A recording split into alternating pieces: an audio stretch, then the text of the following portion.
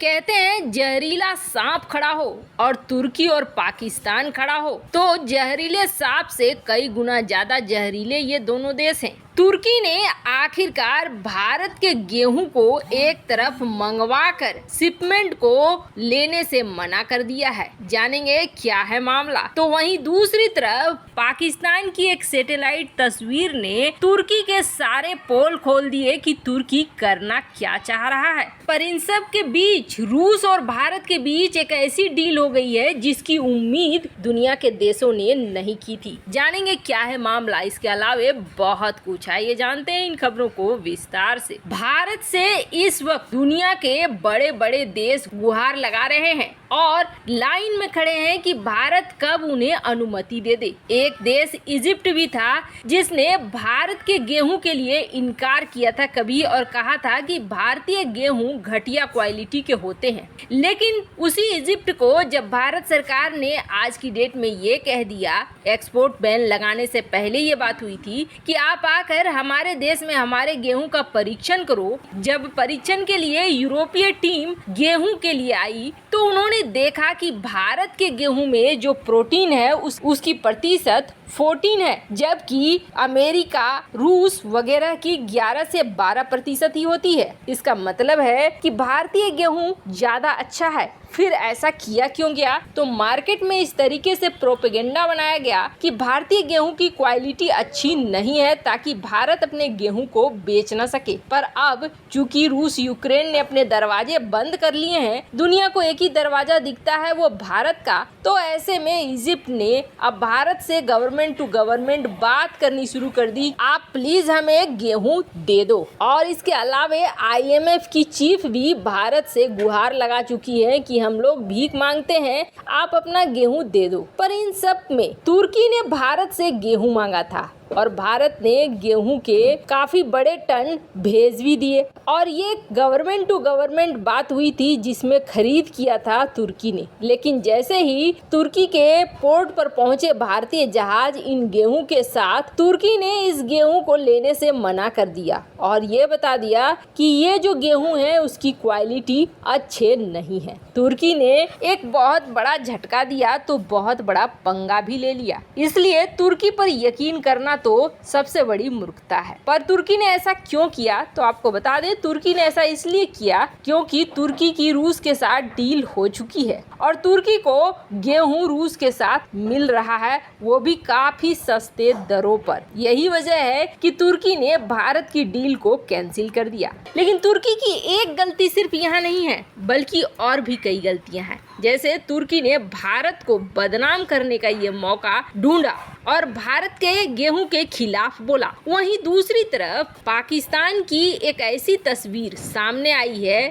Satellite के जरिए जिसने यहाँ पर तुर्की के गंदे वाले खेल को दिखा दिया है। दरअसल जो अर्दोगन है, अर्दोगन के दामाद की एक कंपनी है और उस कंपनी का नाम है बाइकर डिफेंस। तुर्की के बख्तियार TB2 ड्रोन्स को बनाती है। अब तुर्की का TB2 ड्रोन हल्के हथियारों से लैस है जिसमें 4 लेजर गाइडेड मिसाइल भी लगाई जा सकती हैं और इस ड्रोन को रेडियो गाइडेड होने के कारण 320 किलोमीटर की रेंज में ऑपरेट किया जा सकता है। कहा जा रहा है कि रूस यूक्रेन की लड़ाई में बख्तियार ड्रोन भी एक अच्छी भूमिका निभा रहा है। वहीं अजरबैजान आर्मेनिया की लड़ाई में भी बख्तियार ड्रोनों ने एक बड़ी भूमिका निभाई थी, जिसके बाद पाकिस्तान काफी लंबे से चाह रहा था तुर्की के इन TB2 ड्रोन्स को लेना। पर अब सैटेलाइट की तस्वीर ने सारे पोल खोल दिए हैं। भारत के खिलाफ जंग की तैयारी में जुटा पाकिस्तान लगातार अपनी सैन्य ताकत को बढ़ाने की कोशिश कर रहा है और पाकिस्तान के इस काम में सबसे ज्यादा मदद इस वक्त उसका दूसरा सदाबहार दोस्त तुर्की कर रहा है। हाल ही में एक पाकिस्तानी एयरफोर्स बेस की सैटेलाइट तस्वीर में तुर्की से खरीदा गया बख्तियार TB2 ड्रोन नजर आया। इस ड्रोन के नजदीक ही इसका कंट्रोल और कमांड सेंटर भी दिखाई दे रहा है। जिस लोकेशन पर इस ड्रोन को देखा गया वहां से अगर ये उड़ान भरता है तो आसानी से कश्मीर और पंजाब सीमा पर गश्त लगा सकेगा। ओपन सोर्स इंटेलिजेंस ने सैटेलाइट तस्वीर का विश्लेषण किया और कहा कि ये ड्रोन पाकिस्तानी वायुसेना के मुरीद बेस पर देखा गया है और मुरीद बेस पाकिस्तानी पंजाब के चकवाल जिले में है। यहाँ से अमृतसर की दूरी 243 किलोमीटर, श्रीनगर की दूरी 228 किलोमीटर है। ऐसे में ये ड्रोन आसानी से भारतीय सीमा के आसपास गतिविधियों पर नजर रख सकता है। तुर्की के गंदे खेल और गंदे इरादे साफ साफ नजर आते हैं। वैसे भारत को तो तुर्की के साथ कोई डील ही नहीं करनी चाहिए थी। भारत ने दरियादिली दिखाकर गेहूं भेजा था, लेकिन आखिर दुर्जन ही निकला। पर जहां एक तरफ ये सब कुछ हो रहा है, तो वहीं दूसरी तरफ भारत ने जिस बुद्धिमानी का परिचय दिया है, उस बुद्धिमानी की कायल दुनिया भी हो रही है। दुनिया का सबसे बड़ा उत्पादक फर्टिलाइजर का देश है रूस, और इस वक्त ऐसा हो रहा है कि दुनिया भर में किसी न किसी फसल की मौसम है। पर ये जो यूरोप और अमेरिका की सनक है कि रूस के ऊपर प्रतिबंध पर प्रतिबंध लगाए जाना है, उन प्रतिबंधों का असर फर्टिलाइजर पर भी दिखना शुरू हो गया है। वैसे अमेरिका ने यही कोशिश की थी कि रूसी फर्टिलाइजर पर वो बैन नहीं लगाए, पर बात ये हो रही है कि एक तरफ अमेरिका हथियार दे रहा है यूक्रेन को, और उस हथियार का वार चल रहा है दोनों क्षेत्रों में, तो वहीं दूसरी तरफ कैसे फिर फर्टिलाइजर की खरीद कर सके। अब फर्टिलाइजर नहीं होने से बहुत ज़्यादा समस्या हो रही है कि आने वाली फसल भी खराब होगी। जो खाद्यान्न संकट अभी खड़ा हुआ है, ये खाद्यान्न संकट बहुत बड़े रूप में फैलेगा, और भारत भी इस चीज़ को बहुत अच्छे से जानता है। अब हुआ ये है कि जिन जिन देशों के पास फर्टिलाइजर है, उनकी कीमत दुगनी तिगुनी हो चुकी है। दुगनी तिगुनी कीमत पर किसान खरीद रहे हैं फर्टिलाइजर को,